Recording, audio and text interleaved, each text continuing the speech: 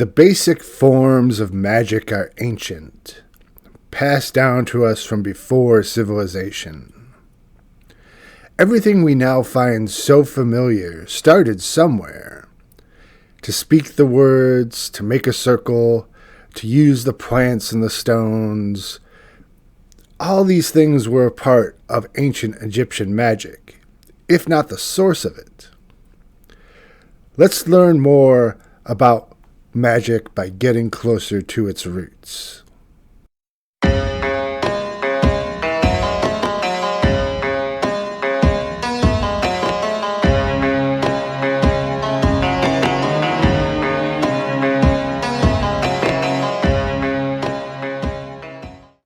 Hey folks, this is James, aka Thresciornis, and welcome to part 2 in our series on ancient Egyptian magical practice. Once again, we are following along with our friend Robert Craik Rittner, who wrote The Mechanics of Ancient Egyptian Magical Practice. And you can download that for free at the University of Chicago website. Link is down below.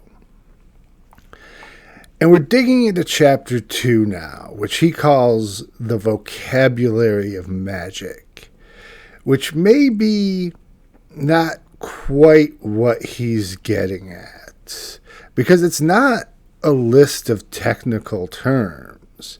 It's a way that Egyptians approached magic. It breaks down magic into its component parts, but it's not really a list of words that you need to memorize, except for one: spells. And he starts right in the bat about the importance of spells and how spells were everywhere in ancient Egypt. You see that the Book of the Dead is divided up. Its chapters are called spells. And while he went to great lengths to talk about Heka, the ancient Egyptian word for magic, he failed to give us a transliteration for the ancient Egyptian word for spells. And I have to admit, when I went looking for it, I had a hard time finding it myself. And the best thing that I could come up with was the word aku. And if any folks out there are better at ancient Egyptian than I am, which is probably anyone who knows ancient Egyptian, let me know if that's right. Tell us down in the comments. Rittner says that aku essentially means effective thing. Or it could also mean bright. Egyptians like to play with words a lot. So effective things, that right there tells you how the Egyptians viewed magic, how they viewed spells. These things are effective. These are the effective things that you can do to change the world around you. He also spent some time at the beginning of this chapter dispelling the myth of black magic. I don't even know if that's even necessary to do anymore as far as scholarship goes. Maybe it does. Maybe it is. I think we've all really come to the idea that all magic is evil is really limited to certain cultures. And it certainly did not apply to the Egyptians. Magic was seen as an act of creation. Magic was protection. Magic was often a weapon against evil. But magic was a tool, and magic did what the user wanted to do, and that included cursing and spells for attacking one's enemies. Rittner doesn't mention this in the book, but one thing that's pointed out amongst Egyptologists as backing up this idea about magic just being seen as a tool is that there are no court cases in ancient Egyptians accusing them of doing magic. It simply wasn't illegal. There is one court case where a magician is being tried for using magic against the pharaoh, which was illegal. So obviously they believed that magic worked. Magic was a part of their lives. It wasn't necessarily good or evil. It was a tool, a divine tool, really, is how they perceived it. The meat of this chapter is showing that ancient Egyptian magic is defined by 3 characteristics: speech, property, and right. And we'll go ahead and break that down for you. So speech. It's often been pointed out by magicians that the word spell is a homonym, that, to spell, as in to spell out a word or to cast a spell. Same word. And there are reasons for this.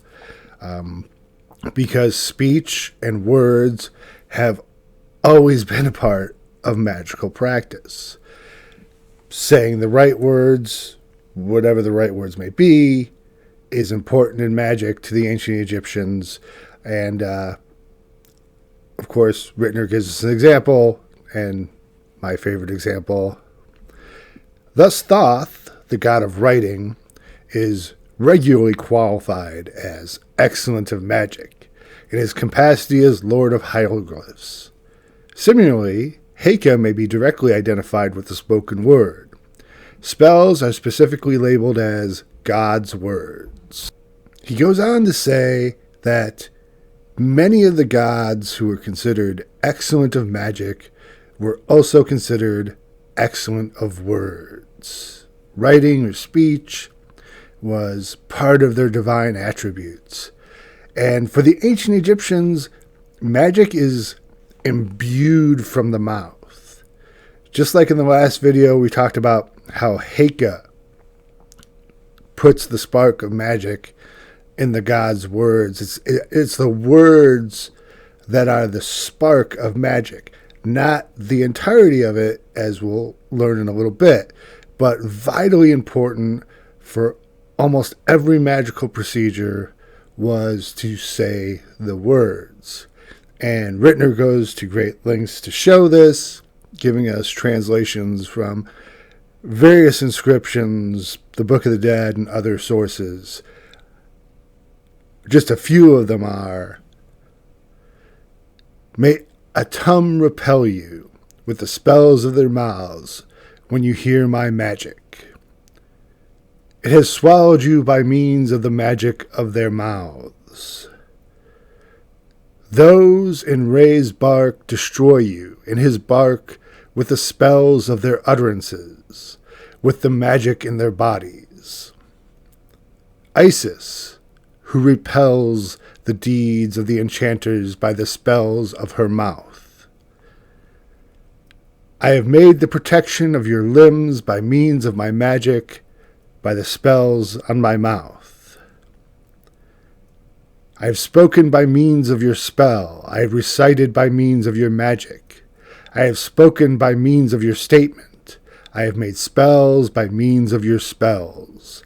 I have enchanted by means of your words, which you created by means of this magic which is in your mouth.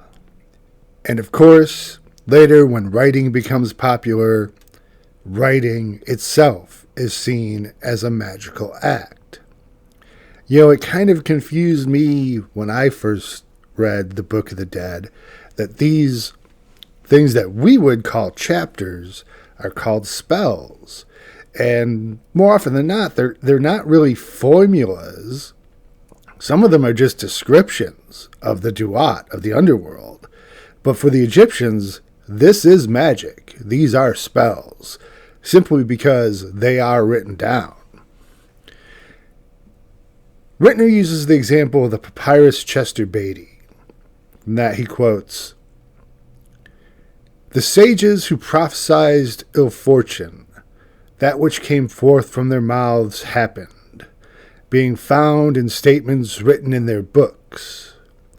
They concealed their magic from the entire world, though read in a book of instruction. They are gone. Their name is forgotten. It is writing which causes them to be remembered." Being remembered after you're dead is very important to the ancient Egyptians. Rittner comments on this. Since the works of the sages mentioned in this passage are known, and contain nothing which could be considered spells or enchantments. The term magic must refer to the written prophecies themselves, or to the notion of artistic creativity and the very act of literary composition. Literary composition, that act of creation, giving it the power of the word to name a thing. I really dig that. I get a lot of, people who are more into the Buddhist, Eastern sort of philosophies, and they talk to me about how words are so imperfect and words never really tell you the truth. And, well, okay, that may be true. But words are power. Words let you define a thing. And that is Western magic. Yeah, it's a lot of hubris. It's a lot of, power grabbing. But that's what it is. And the act of naming, the act of using the word is power. And this includes prophecies and oracles. All of that was considered an act of magic. Heika, as we described in the previous video. Which brings us to the second part of magic, property. And like we also said in the previous video, magic is something that a person possesses. It is a part of them. It is their property. It is let loose with the word. The gods often help with magic. But magic is still something the user possesses. And on top of that, magic for the ancient Egyptians also required material objects.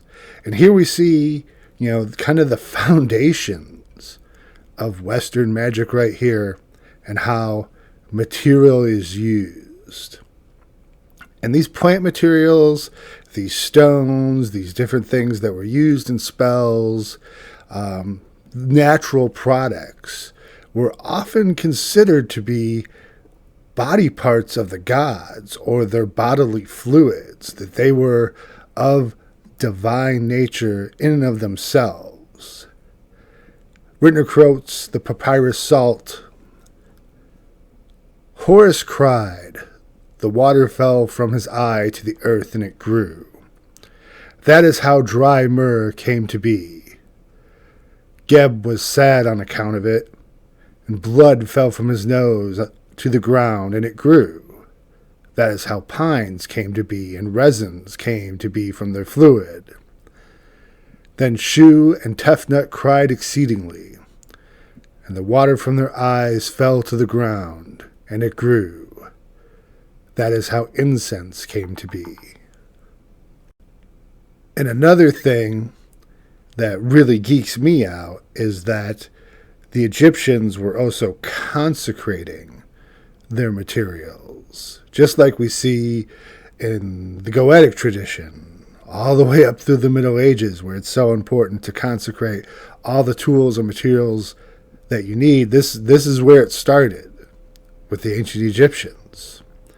And once again, the papyrus salt, we have a spell for purifying a chosen herb with incense and pine resin. You are the dew of all the gods. You are the heart of Thoth. You are the seed of the primordial gods. You are the eye of Re. Your flowers are the eye of Horus. Your seed is Min's seed. And once again, we see that consecration reaffirming that these materials, that these items are part of the gods themselves. The ancient Egyptians also imbued items with magic. Amulets were a big part of ancient Egyptian magic.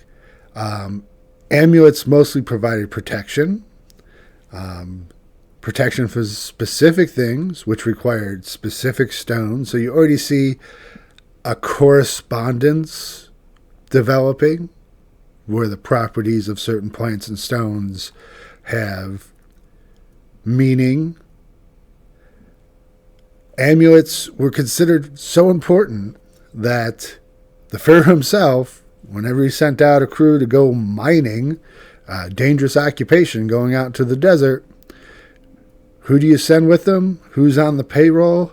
The amulet man, who's going to make amulets to protect them from the scorpions. You're a king, you're a pharaoh. You think this is effective. Who's to say that it wasn't? Ancient Egyptians also made magical tools in the form of magical staves and wands, although the most famous example of Egyptians' magical wands are more of an amulet than a magical tool. One, they're made from hippo tusks, so very dangerous animal for the ancient Egyptians, greatly feared. A hippo, they're mean animals. They will kill people. And from these typical hippo tusks, they made what, in scholarly terms, they call apotropaic wands, or protective wands, essentially is what it means.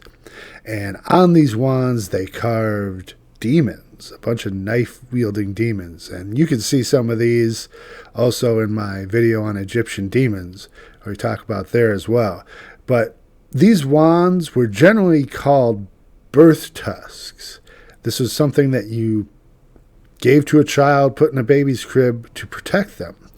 Though it's interesting that these were also put into a sarcophagus or among the funerary items because it was very much seen as a rebirth. So this would once again protect you during those first years where everything is new and a little bit dangerous. The ancient Egyptians also used potions. Magic was completely tied with medicine. And also the idea of medicine, once again, that's translated to healing after you're dead. Embalming priests were considered to be doctors, and they were considered to be providing remedies to the dead. So here we have this idea of Egyptians seeing magic as medicine.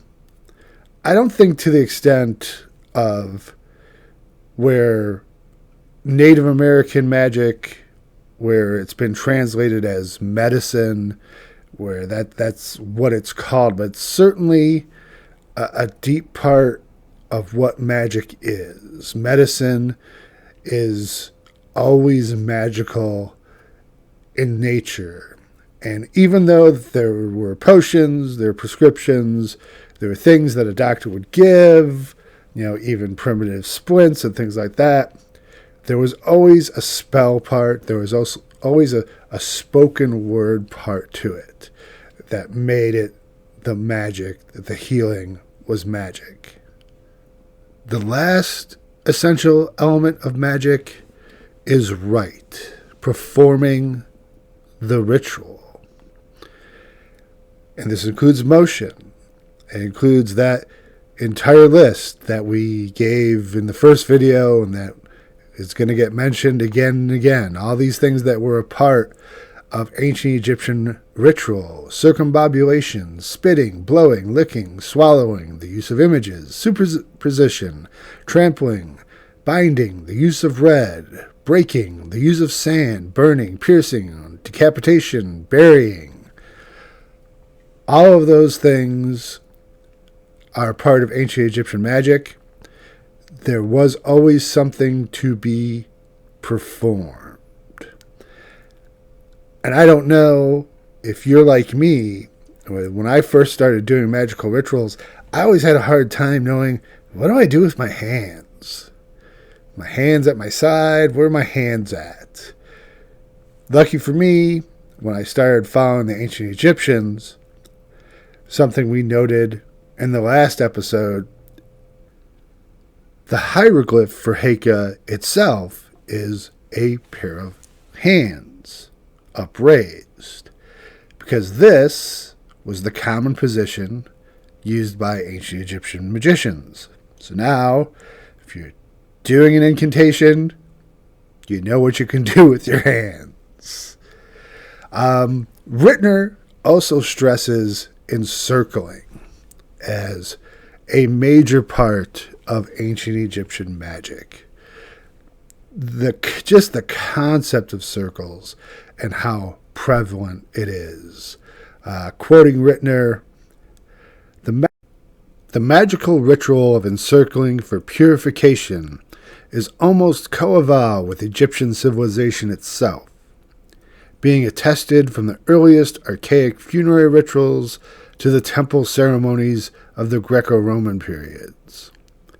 Thus, a 13th dynasty text believed to derive from an original of the 3rd dynasty contains several references to the funerary procession circling around the mastaba 4 times. Over a millennium later, Ptolemy IX is the recipient of a similar rite of circulating around 4 times in the Purgatorium at Edfu. It is a testament to the longevity of Egyptian rituals that even the vessels associated with the rite remain unchanged. And we'll see in other texts that encircling occurs in all other sorts of public rituals, including festivals and the processions of the gods, when the statues are taken out of the temples and paraded on feast days. Circling is also a part of private magic, spells of individuals. Egyptians encircled as protection, for creating a boundary, for sanctifying. And encircling was the term used for encompassing something. A love spell is said to encircle the heart. Curses encircle the individual and trap them. And all sorts of different enchantments encircle one's thoughts. And of course, all this encircling was done as a part of a rite, as a ceremony. Egyptian magic was ritual magic. And I'm once again going to break into a long quote from Rittner, which sums this up very well and puts emphasis on the importance of ritual from him. It is in the rite, and not the spell, that the essence of Egyptian magic is to be sought. By virtue of its ready accessibility to observation in contemporary cultures, such a ritual-oriented approach to magic has long been utilized in anthropology, so much so, in fact, that it has been necessary to defend the magical significance of the spell. In Egyptian studies, on the contrary, the often laconic references to magical procedures within rubrics attached to verbose and mythologically ornate spells have both subordinated the importance of these procedures and hindered their study. Indeed, Egyptian magical rites have been characterized as commonplace, and their study dismissed as unrewarding. Nonetheless, as evidenced by the analysis of the language, sufficient information survives to provide insights by no means trivial. Nor is the supposed universality of Egyptian ritual grounds for disregard. Thus, although ritual encirclement is well documented in many cultures, the centrality of the rite is Egyptian magic is striking, and its uses and terminology uniquely Egyptian. In any case, it is the viewpoint of the Egyptian practitioner and not that of the comparative historian, which determines the significance of the rite. That the rite was of fundamental significance to the success of Egyptian magic is evident not merely by the presence of specified directions and rubrics and depictions in literary, religious, medical, and even historical texts, but also by by the very turns of phrase which the Egyptians employed to describe magic. I think that, without even realizing it, Rittner is saying something profound here, that magic is in the doing. It's not in the writing of spells. It's not in the keeping of journals. It's not in the reading of books. It is in the doing the ritual, doing the magic. And that should be the advice here for us practicing magicians. Do the ritual and do it right. And by that I don't mean you have to use the proper words, you have to copy something exactly. What I mean is put your heart into it. All too often, those incantations, those magical words, when I hear them spoken by other magicians, they're mumbled, they're hurried, they're rushed. Don't do that. God hates it when we whisper. Say the words clearly, say them loud, learn to vibrate, learn to sing if you can, and use the words as they were intended, not as just part of some recipe. So in ancient Egypt, we see the beginnings of so many different elements of magic, and it's nice just to see where those things came from, or at least getting somewhere closer to their origin. And it's really breathtaking, and examining the art of magic up into the present day, where we're still drawing circles, we're still performing rituals, we're still saying our spells. So folks, I hope you enjoyed that one. I know I did. You know what you got to do if you want to see more. You got to hit like and subscribe. That's right. Make sure our videos pop up on your YouTube by hitting like and subscribe. And if you want to help out the channel, well, okay. I promised you guys that I'd be making these videos as quickly as we can in this series, and I am. But I've had some not so good news lately. The old Frater Thresciornis has been diagnosed with lymphoma.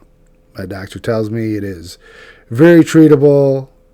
It's not something that's going to kill me, but I'm sure the treatment is not going to be fun. I haven't begun yet, but I fear that it's going to slow me down, and for that, I ask your forgiveness. And if you want to help out, please go to our Ko-Fi, donate as much or as little as you want.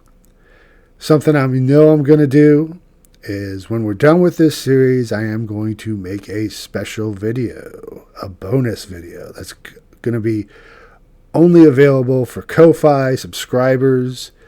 And to give you just a little hint of what's going to be that video, we're going to talk about Judy. So thank you again for watching all the way to the end. Thank you for listening to me. We'll see you next time.